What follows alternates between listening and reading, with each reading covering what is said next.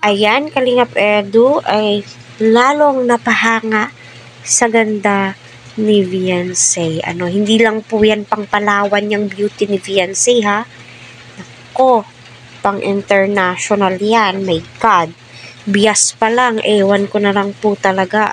So, alam naman po natin, noon pa, bukod sa maganda na po itong si Viancy, may katangian pa po siya na gustong-gusto ng mga viewers at sponsor po niya. Lalong-lalo na po. Ika nga ni Kalingap Rab. So, pangrampa po ang beauty ni Viancy at ng ibang key angels. Siyempre, mag-focus po tayo sa topic nating si Viancy at saka si Kalingap Edu.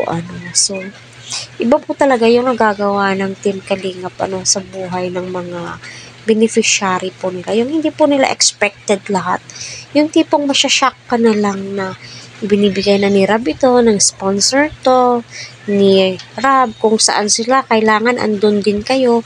Yung tipong pamilya na yung turing nila sa inyo. Kaya nga, si Viancy never po siyang nakipag-communicate sa ibang sponsor na nang aalok sa kanya na umalis sa Kalingap. Kasi, pinifigure out siguro ni Viancy paano kung wala ang Kalingap sa buhay nila. So, natitimbang po niya.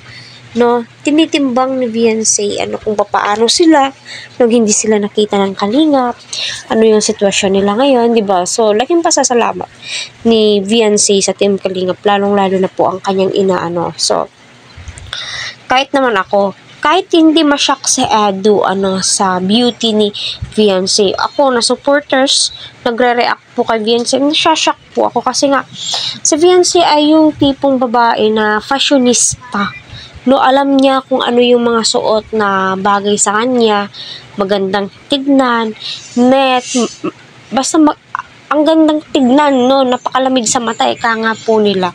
At nakaka-attract din po itong si Viancy, lalong-lalo na kahit na malayo siya, yung ngiti pa lang po niya, ay my God.